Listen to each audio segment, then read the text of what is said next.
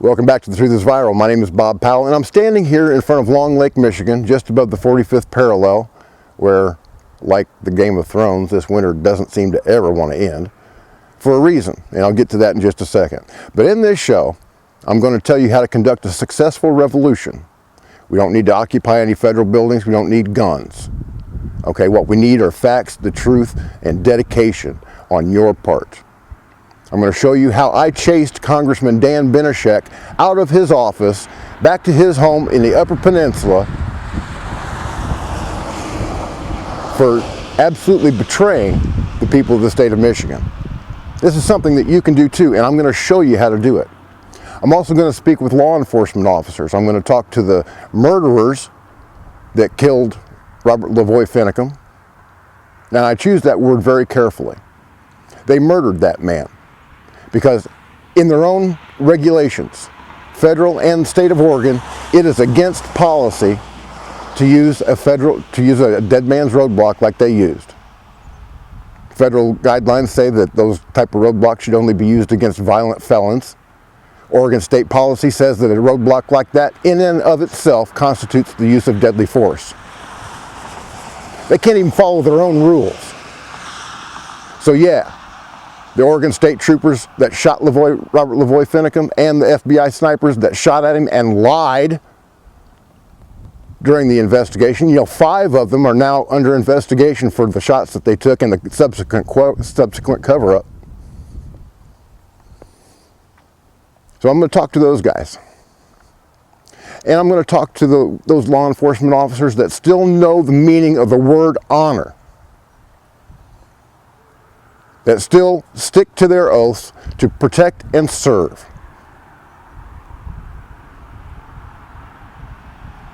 So I've got a message for those two groups of law enforcement officers, the good guys and the scumbags. You're going to want to listen to this. Then we're going to talk to Deb Jordan, Pete Santilli's co-host and producer, about his unconscionable detention and the detention of all the others on 16 federal felony counts related to the sieges at Bundy Ranch and the Malheur National Wildlife Refuge. Pete Santilli was a journalist broadcasting events live as they happen, and for that crime he is being held without bail in the Multnomah County Jail, and Deb says it may be 3 years before he sees the light of day. Okay, so we got about an hour's worth of serious talking to do. But I'm going to end the show by granting a request. Several requests, actually, for me to jump in a lake. That's why I'm here. Because I am going to participate in the law enforcement torch run sponsored by the Michigan State Police. It's a benefit fundraiser for Special Olympics, and they're going to cut a hole in the ice here in Long Lake, and I'm going to jump in it for the 2016 Polar Plunge. That is going to be fun. You're going to really like that. And I've got some announcements about what's going to happen with The Truth is Viral in the very near future. You don't want to miss it, folks. You want to watch this show all the way to the very end. Stand by.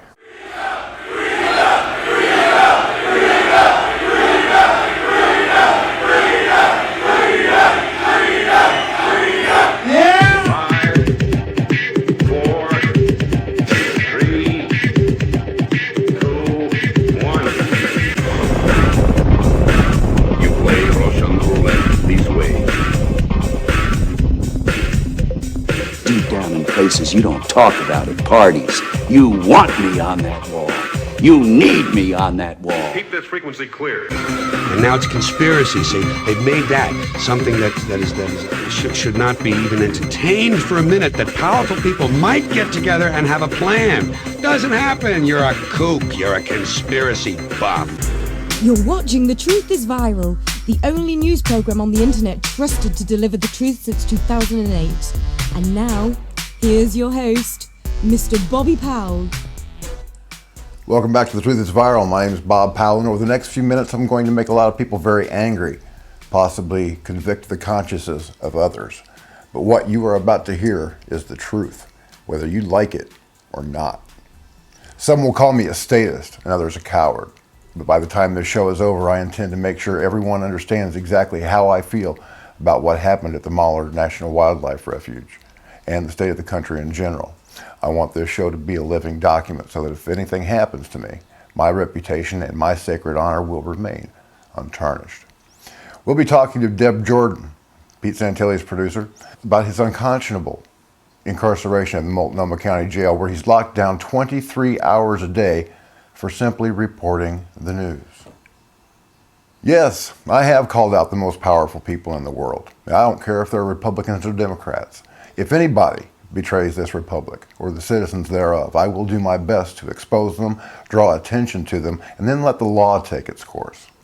I did this first in 1987 when I exposed the prosecutorial misconduct of Martin County, Florida Assistant State Attorney Peter Neal.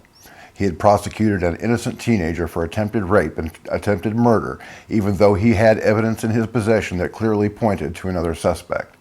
It took an entire year, but by the time I was finished publishing what I and Todd Patrick Neely's defense team had uncovered, his story was picked up by the Miami Herald, Inside Edition, and Geraldo.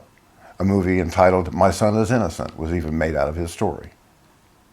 As a result, Neely's conviction was overturned and he was released with the apologies of the court. After I called the Florida Department of Law Enforcement asking, who polices the police? An official investigation was opened. Peter Neal was fired by the Martin County State Attorney's Office, and he eventually gave up his license to practice law. He's probably spraying Lysol in bowling shoes in Texas somewhere these days. Meanwhile, I still keep in touch with that teenager who had been unjustly convicted by a corrupted prosecutor. He's currently backpacking in the Far East. Had he spent the 20 years that they wanted to lay on him in prison, his life would have undoubtedly been very different. I see the photographs that my friend Todd Patrick Neely is posting from Thailand and Vietnam on Facebook every single day, and that makes me feel great. My very first hard news story introduced me to two things: the fact that official corruption and immoral men exist, and that the power of the pen is the only weapon that I need to bring them down. The oath that I took as a United States Marine has no expiration date. So I will continue to use my pen, my phone, my camera, and computer to protect and defend the Constitution of these United States and her citizens from all enemies, foreign and domestic, for as long as I'm able. And I will stand with those law enforcement officers who behave in a constitutional manner to protect the citizens under their charge. On my sacred honor, I will. Those in law enforcement took a similar oath, if they didn't take one in the military. To the best of my knowledge, most federal agents have college degrees, and many of them hold law degrees, so I know that they're not stupid, and they understand the meaning of that oath. They must see that Barack Obama is doing his best to tear this country apart, using every means at his disposal. Sheriffs and chiefs of police around the country are calling for citizens to arm themselves against the threats that are being tolerated and even imported by Barack Hussein Obama. Even the American Civil Liberties Union has called Barack Obama judge, jury, and executioner. The president and those working for him seem to have taken on the duty of judge, jury, and executioner all by themselves. As defined by James Madison in Federalist Paper number 47. That's exactly the definition of a tyrant. And now he and those he designates with this new authorization for the use of military force can kill an American citizen with nothing, no evidence at all, based on nothing but an accusation. You've got to understand how wrong that is. Obama's thrown law enforcement an honorable career of public service to the wolves by supporting the Black Lives Matter movement. His thugs called them pigs and chanted over and over how they wanted police officers to fry like bacon. A pig is a pig, that's what I said. A pig is a pig, that's what I said. The only good pig is a pig that's dead. The only good pig is a pig that's dead. Oink, oink, bang, bang. Oink, oink, Bang, bang. Oink, oink, Bang, bang. Oink, oink, Bang, bang. Oink, oink, Bang, bang. Oink, oink, Bang, bang. Oink, oink, Bang, bang. Oink, oink, Bang, bang. Oink, oink, Bang, bang. Oink, oink. Eric Holder, by the way, the man who let new Black Panthers walk after they were convicted of voter intimidation at the polls, is still in contempt of Congress for refusing to testify about his role in Operation Fast and Furious. He's still walking around free, and Border Patrol agent Brian Terry, a brother Marine, is still dead, shot by one of the weapons run into Mexico and given to drug dealers by the ATF. Obama and the Department of Justice have repeatedly failed to prosecute black activists who threaten violence. Yet when my life is threatened, when my late wife was threatened with gang rape, when my children were threatened with being burnt to death in their beds as they sleep, and when my son was threatened to be beheaded, nothing is done. One deranged individual on YouTube thinks that I'm a Rouge CIA agent. He has stated publicly in this video that he has no problem with putting a bullet in a government agent or two, talking about me, and I assume just any other government agent. They threatened to kill me in the most imaginative ways possible. Check out this numbnuts here. Okay, people, we're going to talk here about why that Bobby Powell guy is a douchebag. Big mouth, talking shit, motherfucking, bald-headed, redneck, chicken fucker, inbred piece of shit. And possibly a government agent, okay? He's outspoken of how he hates marijuana, even for medical use.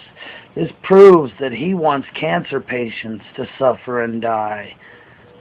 And this is the most important one. He most likely has a small dick. Cut that tiny little dick of yours right off, buddy. So, the next time you go thinking Mr. Powell is some great hero, just remember, let's take a look at the truth about him. He just might be CIA. Blah, fuck that. Now, I'm going to stand up for America, and I'm going to stand up for my rights.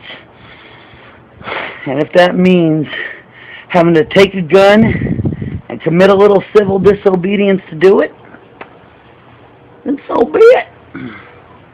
If it means I have to put a bullet in a government agent or two, so be it. He actually uploaded a video offering a reward for the murders of me and my family. He published our home address, the names and addresses of my family members, and random pals that I don't even know, encouraging any random nut job to murder us. The Federal Bureau of Investigation has been in possession of that video, as well as others, that show this man using drugs on camera, growing marijuana, showing off his weapons, and threatening federal agents for over a year, and yet they've done nothing. Not only has this obvious threat to the public not been arrested, his YouTube channels are still active.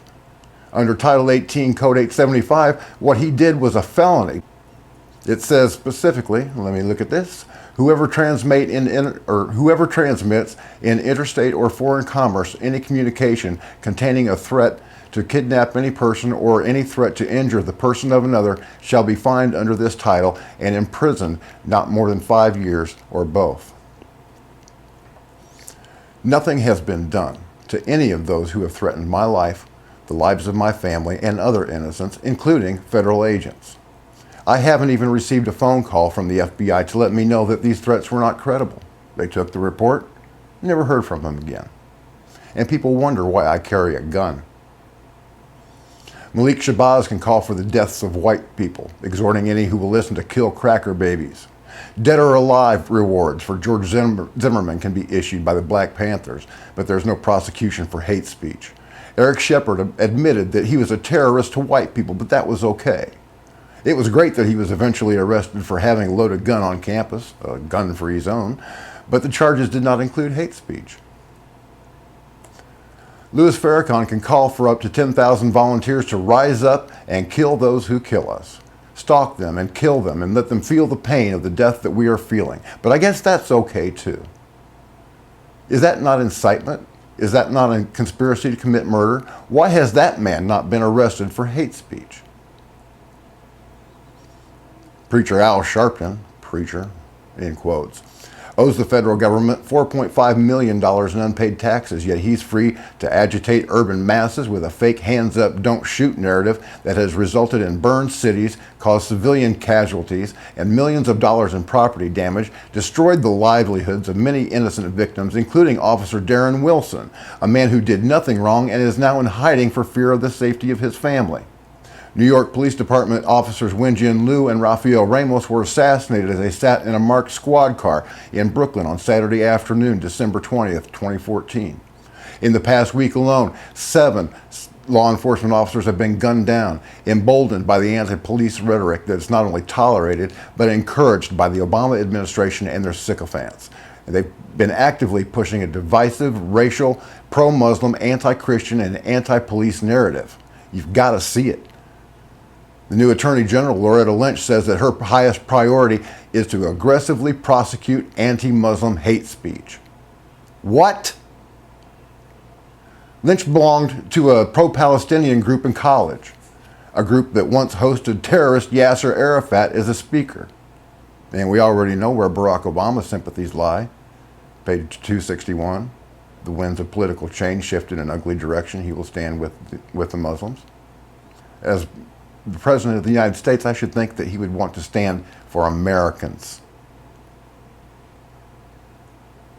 You know, we're told that if we see something, say something, unless that something has a connection to Islam or radicalized minorities. In that case, we become Islamophobes or racists, and municipalities and school districts are sued. For the love of God, can you not see what's going on? Not only will Obama refuse to admit that there is such a thing as Islamic terrorism, he's filled the ranks of power in the United States with operatives of the Muslim Brotherhood and their sympathizers. Hillary Clinton's aide, Huma Abedin, is the daughter of a woman that sits on the board of the Muslim Sisterhood. Her father was active in the Muslim Brotherhood. She is handling Hillary Clinton's classified emails. Do you think that she married Anthony Weiner for his dashing good looks? No, she married him for access. That's what she got. The new ISIS czar is a Hamas-loving terrorist sympathizer, yet a soft-spoken cattle rancher is targeted for assassination because he dared talk about liberty and the limitations of federal overreach. And CARE. What exactly is an unindicted co-conspirator anyway? If CARE conspired to send money to Hamas, why were they not indicted and prosecuted? Why are they even allowed to operate in the United States? For that matter, why are more than 23 Islamic terrorist training camps being allowed to operate within the confines of the United States?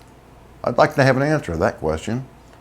Ambassador Christopher Stevens and 3 other American warriors were left twisting in the wind by Hillary Clinton and an absent Barack Obama.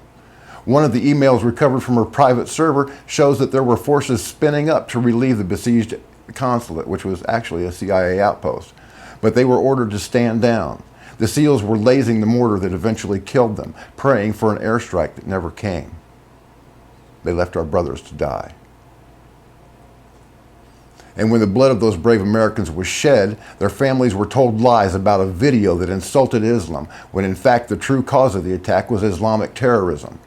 We see the heartbreak displayed by the mother who begs Hillary Clinton and Barack Obama to tell her, "What happened to my son?" Can you not see how evil these people are? The Truth is Viral has been loyal to this republic at every turn, advocating lawful and constitutional conduct by everyone, civilians and officials alike. I choose to tell local authorities before I take my weapons out into the streets to film a show. I don't have to do that, but I do. I don't consider it begging for my rights, as some would say. I simply feel that in today's world, where people go out with guns and kill people, and on a random basis, it's a good idea to extend a little bit of professional courtesy to my local law enforcement so that, you know, there are no mistakes, nobody gets hurt. I get to exercise my constitutional rights safely and freely. I don't walk up and down the street with a rifle, wearing a kilt, provoking a confrontation with law enforcement for the sake of a few video hits. Never once has anyone associated with The Truth is Viral burned a Koran, desecrated, or marched armed in front of a mosque, nor have we advocated offensive violence at any point since The Truth is Viral has been on the air. A few days back, I released a video in the immediate aftermath of the murder of LaVoy Finicum, and I have to admit that I was pretty angry. I used some pretty choice language. Yet I never threatened anybody with anything. I simply warned federal agents that they had messed up, and that their actions may have given an excuse to truly radical anti-government groups and individuals to commit violence that might harm them or innocent civilians in act of retaliation. We all remember Timothy McVeigh, right? He did what he did in the name of what happened to the Branch Davidians at Waco.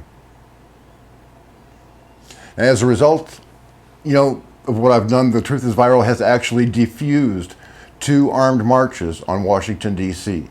The one that was supposed to be led by Adam Kokesh and Operation American Spring, because that's not the way I roll. Not only is that tantamount to suicide, it's what's called crossing the Rubicon. One simply does not march on Washington, D.C. with guns. As a result, I've earned a certain amount of respect from local law enforcement, and never once have I been harassed by them because of my activities. I have actually been privileged to address a room full of local elected officials and sheriffs from around northern Michigan in order to speak to them about what I see coming from my analysis of the news. Now, if you'll watch this video right here, you'll see firsthand how I prefer to behave. Matter of fact, any of these videos that I put up there, you click them and see how I roll. As the publisher and editor-in-chief of The Truth is Viral, my mission is to save lives and win souls for Jesus Christ. Purposefully insulting people or threatening them with violence would only serve to drive them away from Christ. I want to bring all of God's children to the foot of the cross. I don't care if they're Muslim, I don't care if they're Buddhist, Hindu, black, white, doesn't make any difference. Everybody's created equally, and they should be treated equally under the law. They will be under the law of the King. I can guarantee you that. I want to bring them to the salvation that's already been purchased by the blood of Christ. And the only way to do that is through a spirit of love. Doesn't mean that I have to be weak, though. Peaceful change is possible. I proved that most recently when I forced Congressman Dan Benishek to abruptly retire. And all I did was promise to become the biggest pain in the ass that he'd ever seen. It took me 2 years to shame him out of office, but the people will have honest representation in the House of Congress that vote in the interests of their constituents. All I have ever called for is truth and transparency in the government, that our elected officials and law enforcement officers actually follow the law. All I ask is that we as a people be allowed to live peacefully and equally under that law, that those in power be subject to the same laws that they would have the ordinary citizen obey. I ask that we as a free people be allowed life and liberty, to pursue happiness and to have the ability to defend those inalienable natural rights as set forth in our founding documents. The sad thing is, I shouldn't have to ask. So you, men and women who've chosen law enforcement as your career, those who put yourself in harm's way every single day in order to protect and defend the Constitution from all enemies, foreign and domestic, and to protect your citizens against street crime, you have a decision to make. Are you going to follow orders like the Nazis did and continue to target patriots, men and women that merely wish to enjoy the freedom to which they were born? Or are you going to honor your oath to protect and defend the Republic of the United States and the citizens thereof? Before you make your decision, allow me to refresh your memory. Adolf Hitler used the SA to help him rise to power. The SA was, at its core, comprised of sworn law enforcement officers from around Germany. During the Night of the Long Knives, Hitler turned on the SA, murdering the very people who enforced his tyrannical dictates for supposed crimes against the German people. History has a way of repeating itself. I know for a fact that most of those serving in law enforcement take their oaths seriously, and I'm pleased to call many of them my friends. I know that power corrupts, that there are liars, thieves, and murderers who act under the color of law at all levels of government. I know that the thin blue line prevents many law enforcement officers from turning in those who disgrace their badge. LEOs say that they have to be able to trust the guy going in the door with them, so they stick together pretty tightly, closing their eyes or turning their head when a partner beats a handcuffed suspect, shakes down a pimp, or unlawfully kills somebody else. Official misconduct is a disease for only which law enforcement officers have a cure. They have to clean up their own ranks. They have to ask themselves, how can I trust a liar, thief, or murderer with my life? Personally, I'd not be able to trust people like that. Detective Frank Serpico found out that you can't trust your partners when they're behaving that way when he took a gunshot to the face that nearly killed him. Our government was designed to be run by moral men, and that not only includes lawmakers, but those who enforce the law. Moral men and women in law enforcement, At all levels, the government need to stand up and be heard. They need to expose corruption, graft, and criminality within their own ranks. They need to protect the citizens under their charge from anyone who would do them harm, even if they have to turn in and arrest a partner or superior officer in order to do the right thing. Now that I've told you exactly how I feel, let's hear from Deb Jordan, who's standing vigil outside the Multnomah County Jail, where journalist Peter T. Santilli is being held without bail in solitary confinement for his reportage at the Malheur National Wildlife Refuge. I'm Pete Santilli, and you're watching The Truth is Viral. Do not click away. We'll be back with more in just a moment. Well, welcome back. Yeah, I kind of moved my stuff from one place to another. My son's vacated the bedroom, so I'm turning it into my own studio. We're going to get this thing up and running, and we're going to be broadcasting live 5 days a week. When I get the times and location set up, I will let you folks know exactly where and when to look for The Truth is Viral Live 2016. Okay, we're going to be talking now with Deb Jordan. Deb is Pete's co-host, Pete Santilli's co-host and producer. And she was there with him at the Malheur National Wildlife Refuge when everybody was arrested. But just to kind of go back a little bit, let's take a look at the history of the Malheur National Wildlife Refuge, the occupation thereof anyway. On January 2nd, after a planned rally for the Hammonds out in Oregon, the ranchers that had been sent back to prison by a federal judge after they had already completed the sentence that they had been sentenced to, a group of folks came up from Nevada, the Bundys, Ryan and Ammon and Ryan Payne and Buddha Cavalier and John Ritzheimer and Blaine Cooper. They all gathered up together and they went up to Oregon and they wanted to show their support for the Hammonds. But on January 2nd, there was a kind of split between one group of protesters and another. And during this split, the Bundys, along with John Ritzheimer and Blaine Cooper and others, went to the Malheur National Wildlife Refuge instead of attending the end of the Hammonds March in Burns, Oregon, that they had planned. And yeah, I remember watching my friend Pete Santilli and the video that he uploaded on January 2nd. It's entitled "Live Feed from the Hammond Ranch." You can. I was watching it at the 2 hour and 30 minute mark, and I'll be dogged if this occupation of the wildlife refuge didn't take Pete completely by surprise. You got me? Am I on camera? Yeah. All right, ladies and gentlemen. How do I lay this out? I have to lay it out to the best of my ability. All right. Right now, we have a group of individuals, and I did not know this. Okay. By the way, if you guys ever, as a matter of fact, while I was here on the ground, I specifically wanted nothing, no knowing anything about operational security stuff at all, for a specific reason. Because if anything leaked out, I could never have been that quote-unquote FBI informant. So I just found out as we were driving around doing this stuff what the plan was. And I'm going to have to say this, that we are, as a member of the media right now, okay, we are going to cover this. I'm now going to broadcast what I now know. Okay, I have no choice. The group has been, quote-unquote, split. There's a group of individuals right now at the Malheur Wildlife Refuge, okay? There is a federal building that a group of individuals are going to take over, okay?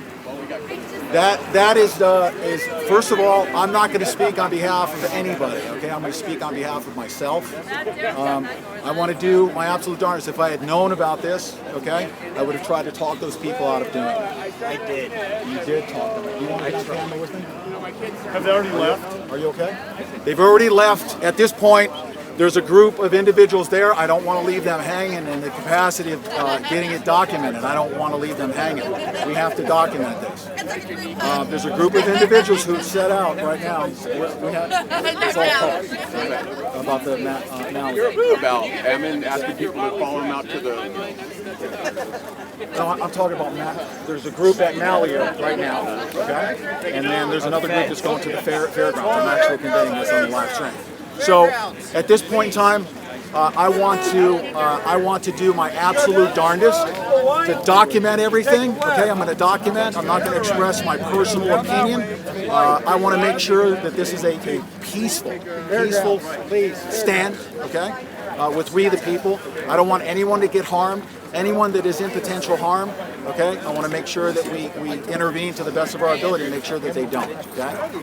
I was watching his streams very intently, and you know, he didn't do anything, at least the way I see it, he didn't do anything that other reporters didn't do, like Vice, Russia Today, various mainstream media organizations were all out there.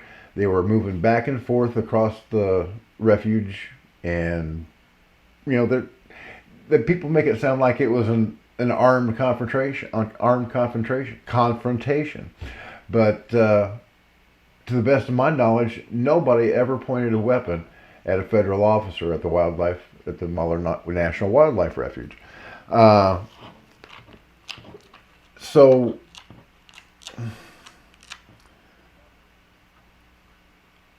you know, you had these two disparate groups, and they both wanted the same thing. They both had a message that they needed to get out. And the Bundys went to the wildlife refuge, and Pete Santilli kind of stayed off to the side. It was just crazy, you know, he said. Not something that he would have done, not something that I would have done. You know, when the Bundys were in Arizona or Nevada defending their own ranch in Bunkerville, they had the moral high ground there because the federal government was attacking them in their home, destroying their lives, destroying their property, and threatening them with physical violence. So you had, you know, to my mind, that was a perfectly legitimate way of standing up and protesting. But when they went to the Malheur National Wildlife Refuge, okay, then they became the aggressors, to my mind. And even though their message was a good one, to bring forth facts that show how dishonestly the Bureau of Land Management and the federal government in general deals with ranchers and other folks, you know, they just wanted to bring this out. And they did it in a way that I wouldn't have done it, but I still, you know, support their right to speak. And as I said, they never unholstered their weapons and never pointed them at anybody. So, you know, I really don't see a problem. And what I don't see, another thing that I don't see, are any Black Lives Matter protesters being arrested for burning down Baltimore and Ferguson, Missouri, and you know, just generally causing havoc across the nation. They get to burn down cities and destroy lives and businesses, threaten and attack police officers. But when people are peacefully protesting, just because they happen to be armed does not make them Al-Qaeda or Vanilla ISIS or domestic terrorists. Now, this occupation was going on for a couple of weeks, and finally, on January 26th, LaVoy Finicum and Shauna Cox, Ryan Bundy, Ryan Payne, and Victoria Sharp, an 18-year-old gospel singer, and a few other people were going to Grant County to speak with the sheriff there. And the federal government knew what route they were going to take, what time they were going to leave. So they set up an ambush for them. And when they say traffic stop, well, I'm sorry, but that's a lie. Okay, there may have been a traffic stop at the beginning, but after that there was a roadblock around a blind curve. And you guys know all this. And what you may not know, though, is that roadblocks like that, deadman roadblocks, kill zones, are against policy for every police department in every one of the 50 states. Okay, this was an extraordinary event that happened that ended in the death of Robert LaVoy Finicum. Now, there are 5 FBI members of the hostage rescue team right now that are under investigation because they took shots at that vehicle that LaVoy Finicum was driving, and then afterwards they said that they didn't. A story that came out today by Oregon Live states that the shell casings that came from the rounds that the FBI agent fired were missing. Okay, so there's an active cover-up going here. Do you remember what I said on the video where I first announced that LaVoy Finicum had been murdered? I said that justice would prevail, that the truth would come out. And now it's only just starting to come out. By the time this whole rigmarole is wrapped up and over with, I'm hoping to see some federal agents in jail. Because LaVoy Finicum got out of that truck under fire, and he still held his hands up. That's the true hands up, don't shoot narrative in these United States today. Michael Brown didn't have his hands up. He was charging the officer in Ferguson, Missouri. But LaVoy Finicum did have his hands up. And when he dropped his hands, his wife Jeanette says that that's when he was reaching for a wound that he had just suffered. And I believe it, because I see the man dancing around in the snow like he's just been stung by a hive of angry bees. And he keeps on trying to put his hands up, but every time he does, he gets shot again. Okay, so this is it was a brutal murder, is exactly what it was. And now we have several people that are, quite a few actually, that are under federal indictment. Let's see here. We've got Cliven Bundy, Ryan Bundy, Ammon Bundy, Ryan Payne, and Peter T. Santilli Jr., my friend, journalist, who was out there covering these events, and they have been indicted with 16 federal felonies, ranging from conspiracy to commit an offense against the United States to conspiracy to impede and injure a federal officer, assault on a federal officer, threatening a law enforcement officer, use and carry of a firearm in relation to a crime of violence, obstruction of the due administration of justice, interference with interstate commerce by extortion, interstate travel in the aid of extortion, and aiding and abetting. I'm going to look forward to seeing how many of these counts get thrown out, especially against Pete Santilli, because as I said before, and as I will continue to say again, he was doing absolutely nothing out there but streaming live. Okay, everybody was coming back and forth from the refuge. Like I mentioned, the media outlets that were there before, but we also had the sheriff that was coming in and out, FBI coming in and out. They could have, arrested these folks at any time, but they chose to trap them, put them in a kill box, and fire at them. And now that everybody's in jail, at least I hear that there may be some more indictments coming, but as far as what we've got now, these folks are still in jail, and it's absolutely unconscionable. They say that Pete can't be released because he would stir up trouble. Well, if stirring up trouble gets you in trouble, just by telling the truth, what's this country coming to when we can't even, voice our opinions anymore, when we can't report the news? Live streaming is the new thing. And I'm sure that a lot of the evidence that the FBI is using came from Pete's live stream, because, it's just like being there as it happened. Okay, that's exactly what journalism is. And in today's world, instant journalism is where it is. Okay, now, after the arrest, these men have been locked down in solitary confinement at the Multnomah County Jail. And only seeing 1 hour of sunshine a day, if that.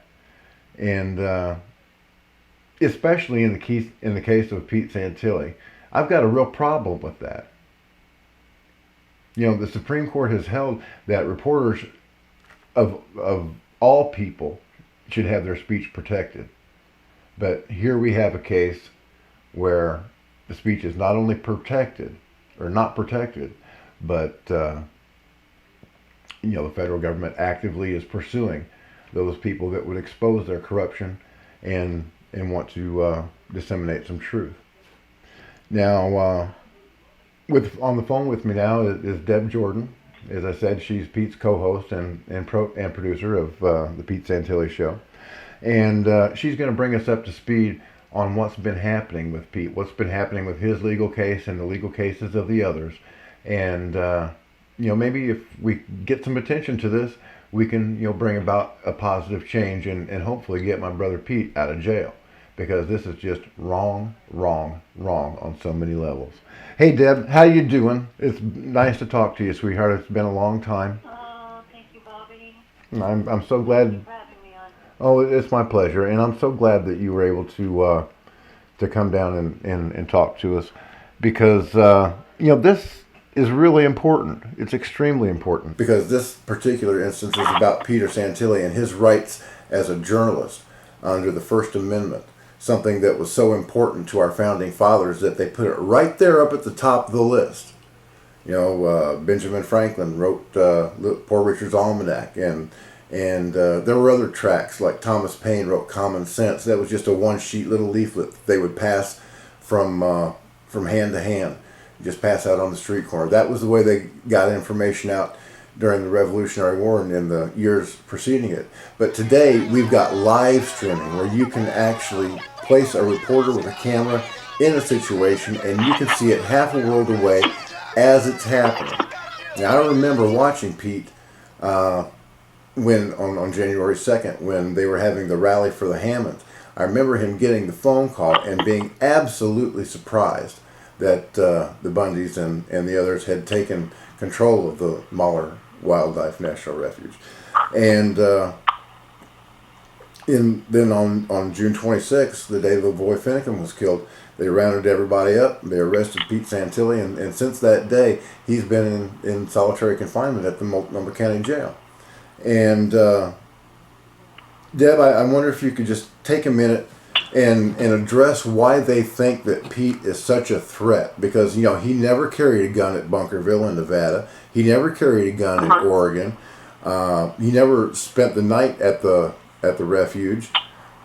People were coming and going from there all the time. Law enforcement, local law enforcement, FBI were coming and going from the refuge. It really wasn't a armed standoff, because nobody was pointing guns at anybody. They were simply carrying their weapons, as is their constitutional right to do. And, they were just making a point at the same time. But why do you think, Deb, that they consider Pete and you to be such a threat to the powers that be, that they won't let him out on bond when murderers get bond?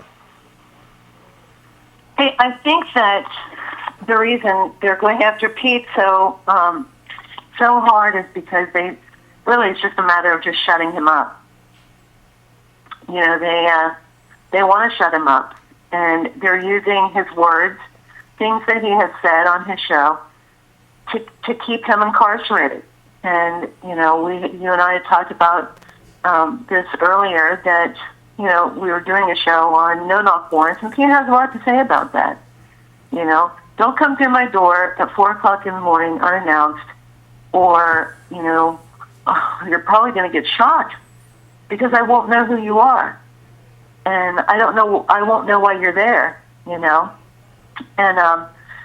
so they use that as an example of Pete being violent toward law enforcement.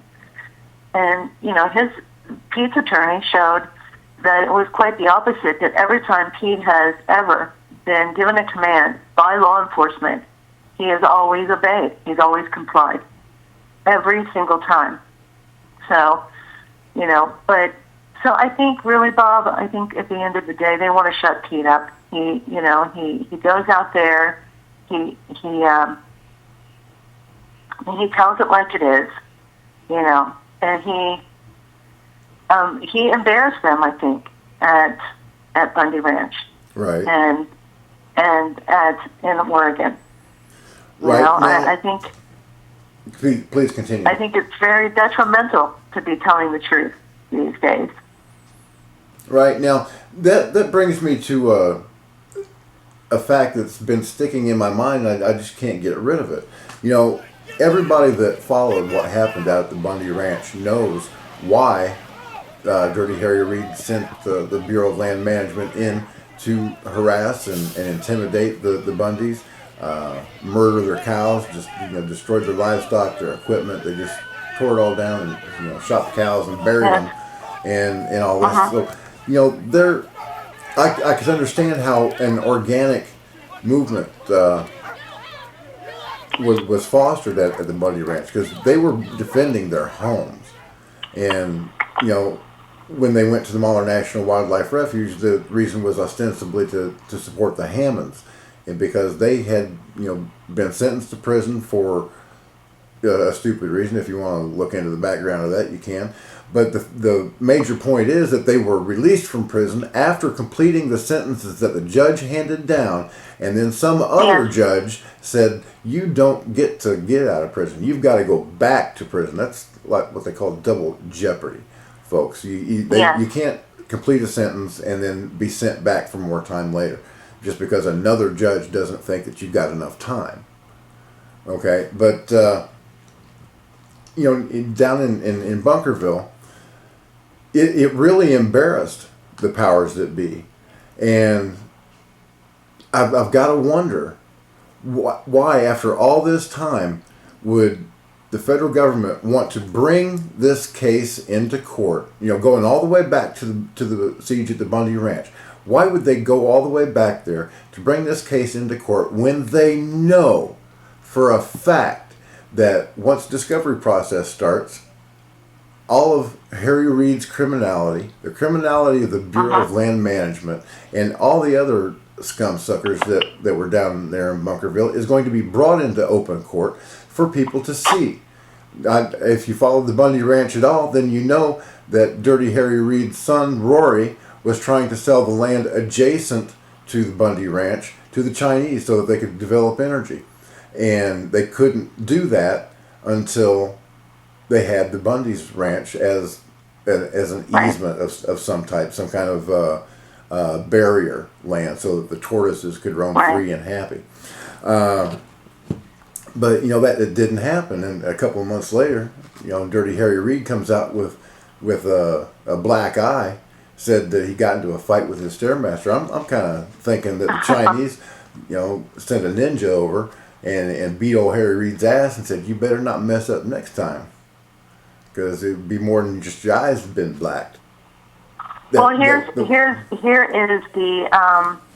the sad truth about all of that. Most of that will not even be allowed to be entered into the court. Now, why is that? I guarantee you that it won't be. They will not allow it. Don't your defense attorneys already plan on bringing that stuff in? Oh, I'm sure that there's a lot of attorneys that will be, but it is sadly the practice of the court to not allow that kind of evidence. They'll find one way or another to not allow it, and the jury will never hear it. Okay. Well, we've got to get to that point first. At the moment, though, all of these suspects, we'll call them, are currently locked up in the Multnomah County Jail in solitary confinement. And in Pete's case, he's already been to a pretrial hearing where that would decide whether or not he would be released on bond. And the first time, right there in Oregon, they said no. They said you can't.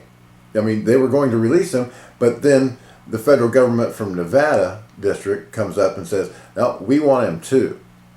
So, he can't get out until he goes down to Nevada and faces trial there, or gets a pretrial hearing for bond release there. And that's an awful long time. This process is going to take an awfully long time, Deb. How long do you think it's going to be before Pete actually goes to trial? I think he will probably actually go to trial for Oregon either late fall, early winter, and maybe all the way up into April. This is a huge case. They're trying everyone together, So every time somebody puts a motion in, the clock stops, right? And these things take time. We're looking at a monstrous case here, really historical, really. This will remind you of back in the old mob days when they were just scooping up mafia and trying them all on tax evasion and putting them all in prison for the same exact thing, conspiracy. So that's where, that's just what we're looking at here. It's going to take, it could take up to 3 years to have this all resolved. 3 years, and these guys are going to sit in jail every day of it. That is unconscionable, especially in Pete's case, when all that he did was to report the news. I've watched him. I've seen what he does. He is an activist journalist. There's no doubt about that. Right. Pete's very passionate about what he does. But I've never, in the 4 years that I've known you guys, I've never once heard Pete say something aggressive. Where he would have taken the initiative to hurt somebody. Sure, he said, I'll defend myself. Who wouldn't? I mean, I know I'm not doing anything wrong. So, if somebody comes knocking on my door at 4 o'clock in the morning, or busting in my door at 4 o'clock in the morning, I'll likely meet that threat with deadly force too. I mean, I've had hundreds of death threats. I mean, you saw earlier in the show the kind of people that I have to deal with. And Pete Santilli has 10 times the audience I do, if not 20. So, he's getting death threats too. There are a lot of crazy people out there that we need to defend ourselves from. And we get a barrage of death threats every day. Yeah, and have any of them been investigated by the FBI? No. No? Same in my case. I've had hundreds of death threats myself. I've given them videotapes that people have put up on the internet calling for my assassination and the murders of my children. And the FBI has been in possession of that evidence for over a year. And they still haven't done a doggone thing about it. If they even bothered to go out and talk to these people, they never bothered to call me back and say, well, hey, it was just a kid in his basement mouthing off. Or, it's just some mentally ill person. So we're kind of stuck in the middle here, me and Pete and folks like us, because we've got death threats coming from people that just don't like us for one reason or another. And then we've got to worry about the federal government coming in and shutting us down because they don't like what we have to say either. So we're kind of stuck between a rock and a hard place. And that's not a very comfortable place to be. I know that this has to be stressful on Pete, Deb, but what about you? I mean, you've been there with Pete every step of the way. I don't think you went out to Bunkerville. No, I didn't. I think you stayed home for that one. But you went out to Burns. You were with Pete the entire way. Surely that's got to provide some sleepless nights for you.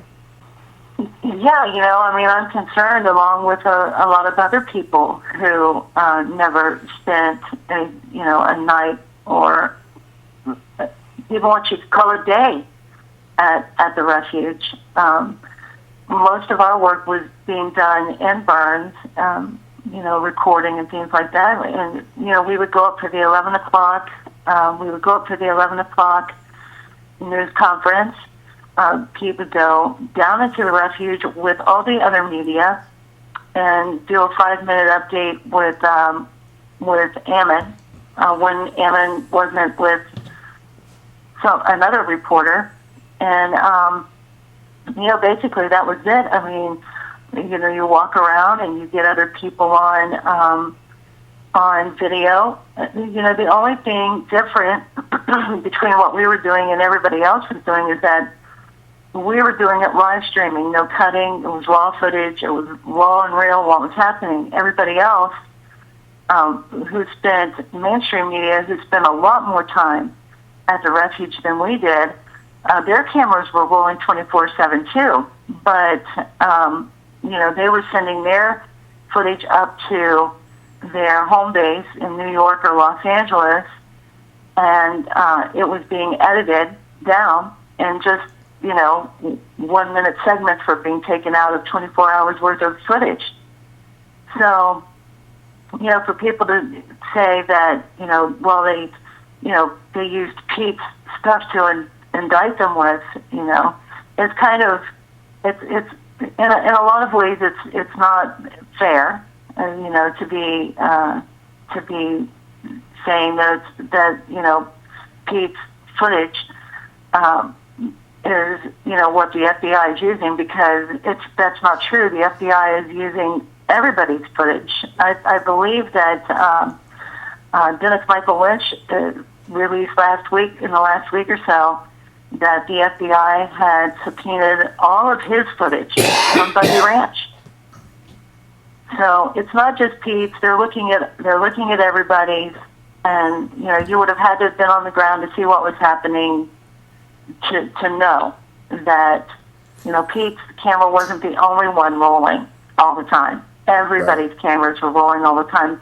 There was press from all over the world at Malheur. All over the world. Japan, Germany, Australia, Russia. Pete's camera was not the only one rolling by any stretch of the imagination. We were actually getting calls from Fox News, MSNBC, ABC. We were getting calls in the middle of the night saying, we've got a tip that they're going to raid the compound tonight, right? So, or they were calling us with tips saying, you guys might want to get up here. They're getting ready to do this, or they're getting ready to do that. So we were getting a lot of heads up from mainstream media, giving us a heads up. So, it's not as it appears. This will all come out in court. I'm sure. So, just everybody's just going to have to take their time. But a lot of the stuff that you're hearing out there just isn't based in fact. A lot of it's just based in rumor and people out there just wanting to say the worst things that they can say. Right. So now Pete's in jail in Oregon. He's been technically released on bond so that he can get out. Yeah. But as we said before, the Nevada district came up there, and they want a piece of him too. So when he goes, when is he going down to Nevada for his release hearing? We don't know. It could be tomorrow. It could be next week. It could be next month. We don't know. So even assuming that they do, release him on some type of bail, then even from that point, you've still got a 3-year legal battle ahead of you. And I'm sorry, sweetheart, but that's just awful. And it's not something that you or Pete or any journalist should have to deal with. And I think we've seen from the way the Obama administration has been talking, especially with Loretta Lynch here recently. She says she's going to charge people for anti-Muslim hate speech and charge people for denying that there's global warming, even though the ice caps are at their largest square mileage since ever. So they're cracking down on free speech. If you're a Black Lives Matter protester, boy, you can burn down Ferguson, Missouri, you can burn down Baltimore, Maryland, and you can riot in Chicago, but there are no arrests. Nothing. And right. Well, and let's not forget that Pete was in Baltimore too. Right. He was in Baltimore, and the organizers there, they called for rallies. They called for people to come. They, and they came by the thousands. And a lot of citizen journalists were there covering it. Their cameras were rolling 24/7. They were filming a lot of stuff, a lot of people, and talking to a lot of people. And we didn't hear any of this stuff coming out of Baltimore about citizen journalists being there and filming everything. And there wasn't any citizen journalist who got arrested for being there or being charged with conspiracy when they when the crowd moved to downtown and shut down an Oriole game and they broke all the windows out of a police cruiser or two, and eventually, of course, that led to the burning of CVS and liquor stores and such. I mean, it just amazes me the difference between Oregon and Baltimore. In Baltimore, it was 100 times worse. The National Guard was there. The riot police were there from all over, and I think 6, 7, 8 different counties came. Sheriffs from those counties, state highway patrol from other counties. I mean, it was a show of force. There were 4 or 5 helicopters in the air at a time. There was a curfew. Gunners hanging out the side of those out the side of those helicopters. If you disobeyed curfew, you stood a good chance of being gunned down. I mean, people were being pepper sprayed and gassed, and I mean, it was just a mess, Yeah, And it absolutely I've yet was. to see any of these organizers of these rallies to be prosecuted. Well, I've sure. yet to see it. Yeah, I'm afraid you won't see it, though, because the Obama administration obviously has an anti-white, anti-Christian point of view, and they're using that communist, I'm just going to say it, it's a communist ideology to smack down our freedom of speech, the freedom of speech that was so important to the founders, that is the First Amendment to the Constitution. They just fought a war against a tyrant king that would throw them in jail if somebody said that his bloomers were too tight. And information is so powerful. It is absolutely the deadliest weapon. I mean, information is power. If you have it, then you have leverage over your opponent, whoever that opponent may be. If you're playing the stock market, you've got information that your buddy next door has, well, you're going to make a pile of money, and he's going to be poor. Okay, information is power. If you've got it, if you're enlightened, if you know what you're talking about, if you know what you're doing, then boy, you can make some change. And that's exactly what Pete was doing, or trying to do. He was trying to change things, because the Bureau of Land Management and a lot of other federal agencies are absolutely out of control. Okay, and you just don't have to take my word for it. You can talk to a lot of other people. I can get you in touch with over 500 sheriffs and law enforcement officers at the Constitutional Sheriffs and Peace Officers Association. It'll tell you the exact same thing. You look at David Clark, the sheriff in Milwaukee, Wisconsin. He's standing up. Okay, he's saying that the federal government has gone too far. Right. And there's just gotta come a time when you rein them in. Because let me tell you something, people. Power is derived from the consent of the governed. If we withdraw that consent, they have no power. They may have guns, they may have imagined power, but they can't stomp out an idea. They can't shut up Peter Santilli without 10 other independent journalists taking his place. It's like trying to stick your finger in a dike. Once you get that one hole plugged up, 10 others spring out from all over the place. You just can't stop it. And it's like mud in your hand. Okay, you grab a ball of mud and you squeeze it. Okay, you can squeeze it as hard as you want to. The mud's still going to be mud. It's going to come out your fingers. It's going to come out the side of your thumb. It's just going to come out, and it's going to come out. Okay, you can't hold and imprison an idea. That's what makes dangerous. That's what makes ideas so dangerous. That's what makes the truth so dangerous.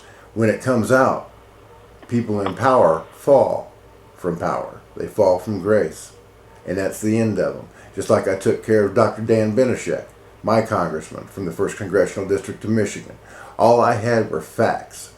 He kept on voting for the National Defense Authorization Act, even though the state of Michigan had nullified it by a 100% vote in the State House and State Senate.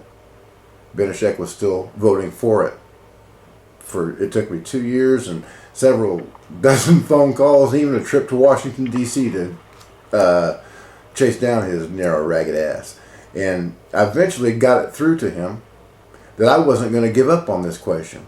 If it was the last thing that I did, I promised him that I would make sure that his life was a living hell. That the people of northern Michigan would know how he had betrayed them. How he had sold them out to a foreign power when this state, Michigan, a sovereign, independent state, nullified the National Defense Authorization Act. At least sections 1021 and 1022, which would have allowed the federal government to come in and black bag any Michigan citizen without so much as a charge in a court of law. That's just antithetical to everything it means to be an American citizen. And that's the kind of garbage that they were trying to force down our throats, but we weren't having any part of it here in Michigan. Matter of fact, 23 other states have also nullified the National Defense Authorization Act.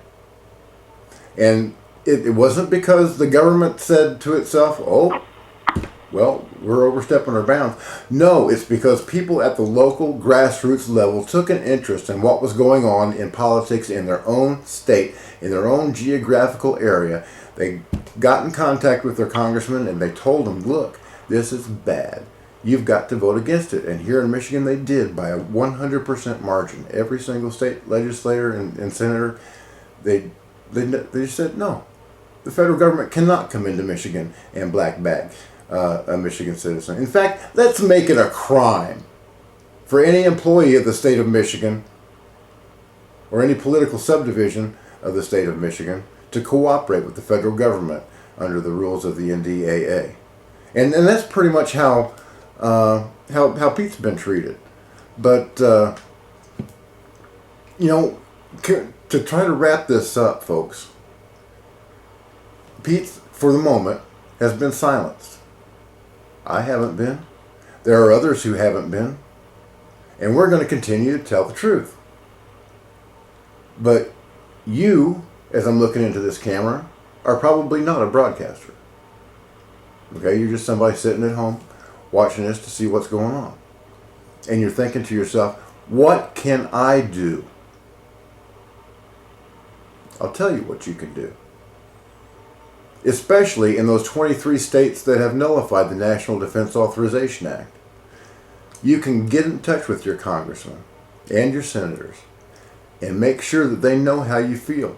And don't just call them up and leave a message. Okay, you need to get involved. You need to go down to their offices and ask them, why do you continue to vote for the National Defense Authorization Act when it's been nullified in our state?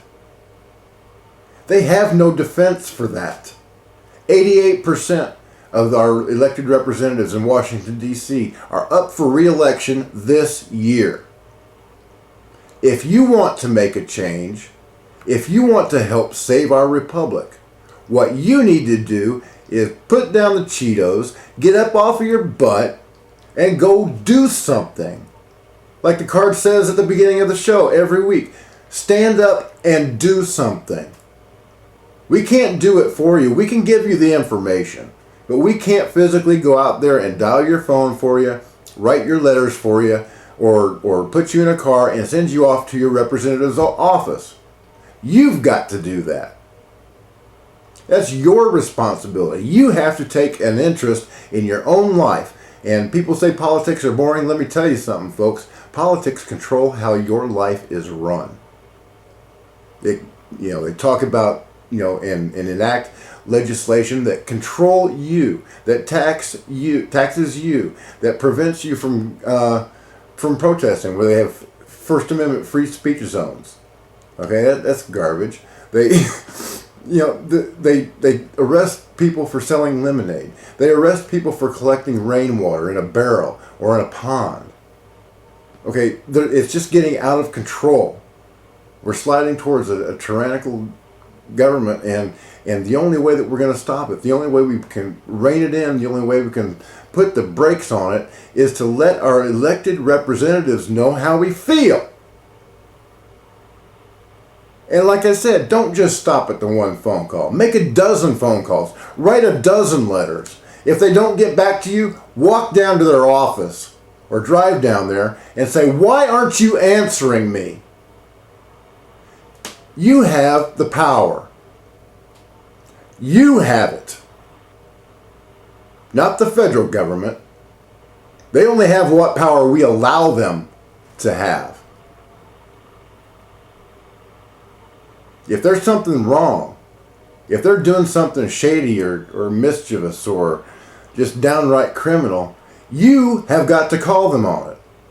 Police officers, now I'm talking to you guys again. You have even more power. You've got handcuffs and a gun. If you see crime going down anywhere near you, especially if it's being committed by those who have sworn to protect and serve us, you have a duty. It is under your sacred honor as a man or a woman. You have a duty to arrest those people, even if they're your partner or your supervisor, and bring them to justice. There are 5 federal agents right now, FBI HRT snipers, that are under investigation because they lied about the shots that they took at LaVoy Finicum. And I'm willing to bet that by the time this whole thing unravels, it's going to get a lot worse. There are going to be more charges brought, and it's just going to be a mess. I wouldn't be surprised. Well, maybe I would be. But in a perfect world, even the Oregon State Troopers that shot and killed LaVoy Finicum will be brought to justice. And I'm talking in a legitimate court of law, because what they did was absolutely against policy in police agencies in all 50 states. Okay, so yeah, you have the power. We can bring you the information, but it's up to you to do something with it. And for the moment, my friend, my fellow Marine, Pete Santilli, is in jail because all he did was broadcast live from the Malheur National Wildlife Refuge and from the Bundy Ranch. I've never seen him carry a gun during one of these protests. You know, I've never seen him conspire with anybody to do anybody harm. You know, there's a big difference between defensive violence and offensive violence, and if you don't know what it is, well, I got a dictionary, I'll loan you. You know, we're allowed to defend ourselves. But that shouldn't even be an issue in Pete Santilli's case, because he never walked around armed at either of those protests. But still, he's charged with threatening a law enforcement officer with a weapon. But now, Deb, before I let you go, I want to ask you, how is Pete doing? How is he feeling? He's got to be stressed. He's doing pretty well. He has his days, you know, days when he's bummed out and, you know, pretty low. Yeah. But most of his days are really good, and you know, he's hopeful, and he's keeping a really good attitude, and you know, fighting this thing, and that's what he has to do, and he's going to do it. So he's got a great attorney, a great investigator, you know, great paralegal. Everybody's on it, and so we're gonna beat this thing. We're gonna beat it. Pete is in solitary confinement. He doesn't have a lot of contact with the outside world, and I'm sure that he would love to hear from you. So you can write him a letter. Well, I know it's old school, but you know, this is something that you can do. It's something that I haven't done in 20 years, but I'm going to write my friend Pete a letter, and I'm going to let him know how I feel. I'm going to let him know how proud I am. I'll tell you to know him. Let me tell you how you can. Let me tell you how you can reach him. You can go to the PeteSantilliShow.com /donate. It's on our donate page, but Of course, we appreciate any donations, but what you'll see on there is the story of Pete and what happened in Burns, Oregon, in the Malheur Refuge. There's a really good story there. And then at the end of it, we have our donate buttons, and we also have Pete's address where you can write him.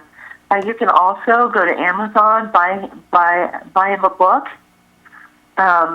He's allowed to have paperback books, right? They have to be bought and shipped from Amazon, but he can get those, and those are the things that make him happy.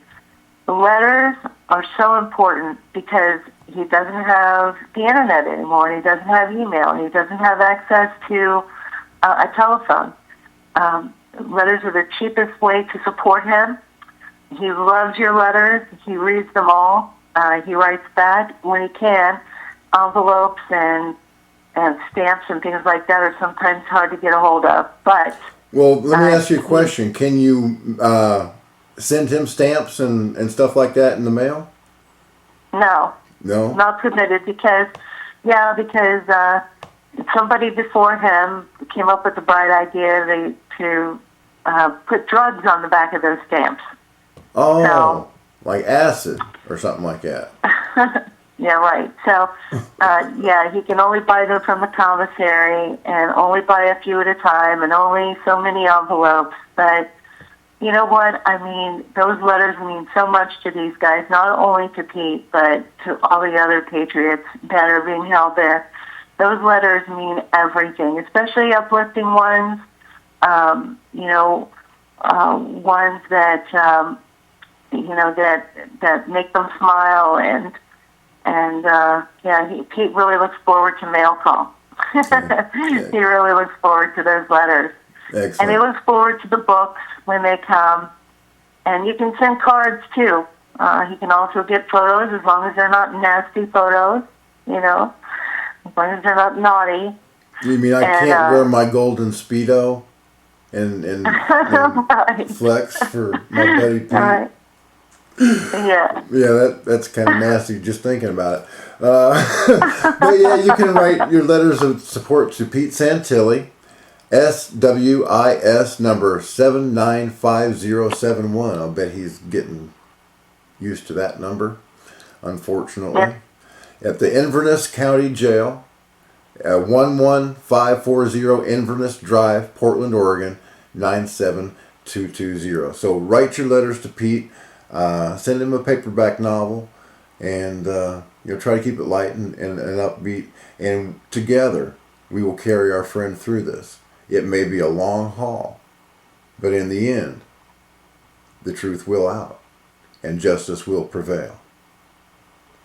If not in this world, if we can't find a judge that's competent, qualified, and unbiased in this world, I guarantee you that there is a judge under whom all things will be made clear. All sins will be brought to light, and the guilty will be punished. Don't forget to pray for Pete. Pray for me. Pray for Deb.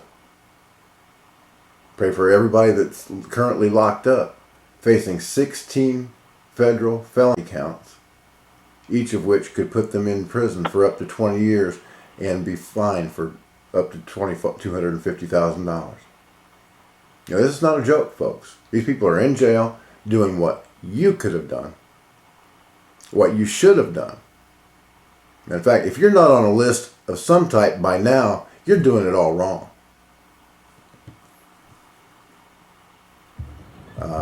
They said first they came for the communists, and I didn't say anything because I was a communist. And they came for the trade unionists, and I didn't say anything because I was a trade unionist. Then they came for the homosexuals, and I didn't say anything because I wasn't a homosexual. Then they came for the Jews. I didn't say anything because I was a Jew. I wasn't a Jew. Then they came for me. And nobody was left to speak up for me.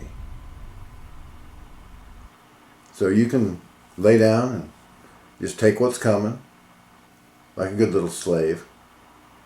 Or you can stand up and do something worthwhile. Stand up and do the right thing. Bring your elected representatives to heel.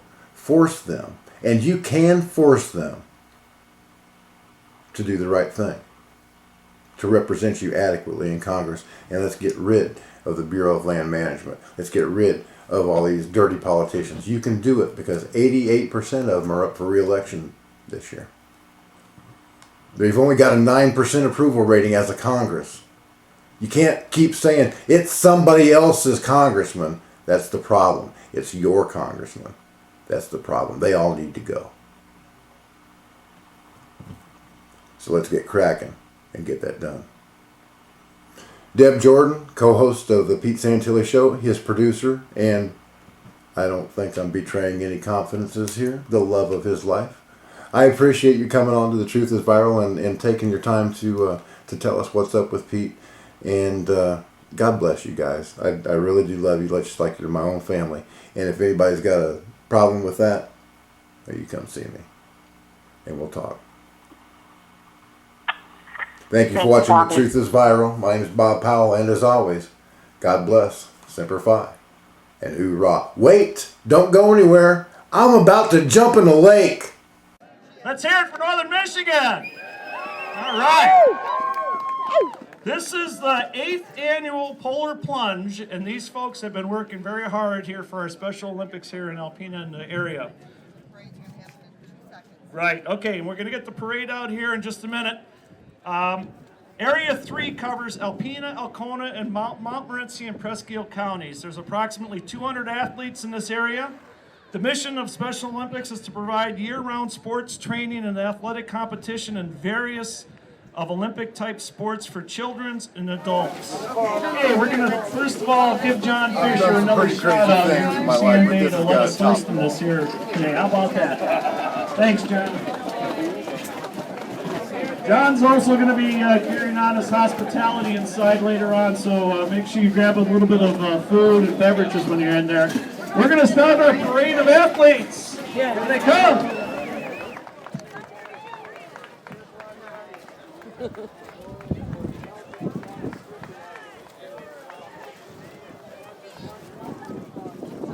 Hey guys, looking good, looking good. All right, all right. The Brave Souls, what a great day.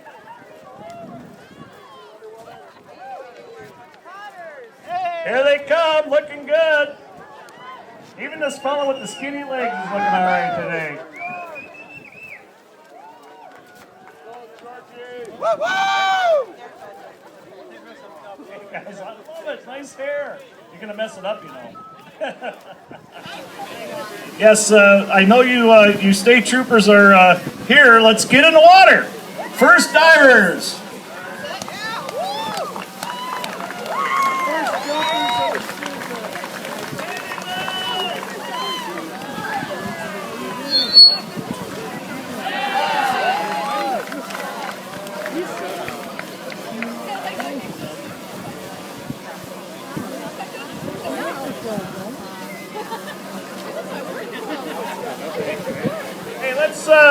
Let's recognize our great troops here today.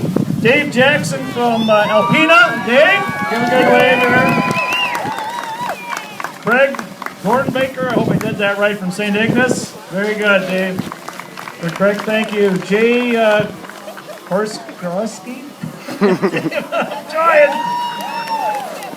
I just hope when you pull me over you can pronounce my name right. Ron Bacon from Gaylord. Thanks, Ed. Hey, let's give them a good round of applause. These guys don't have to be here today. Thank you for your service, guys. We really do appreciate it. All right, let's get our first contestant up here. Come on by.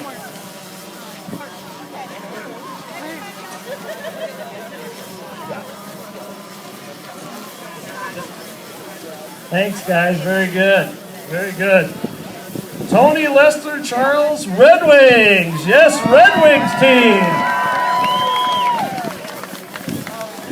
Line them up, boys. Line them up. All right, let's see what we are. We have right wing nut, left wing nut, and a goalie.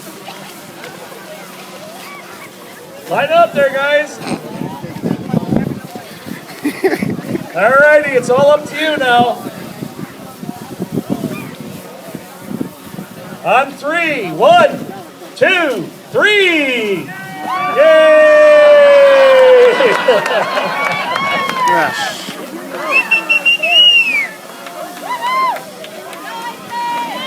Alrighty, here we go. Yes, yes. All right.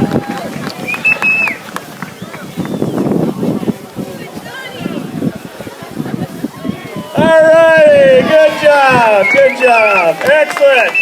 Our first contestants, let's give them some screams, let's go. Alrighty. Bob Power Superman, news media. Alright, Bob.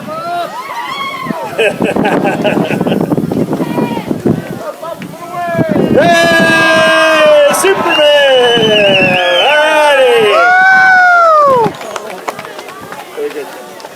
Cliff Anchett, some of my favorite people here, Matt and Steve.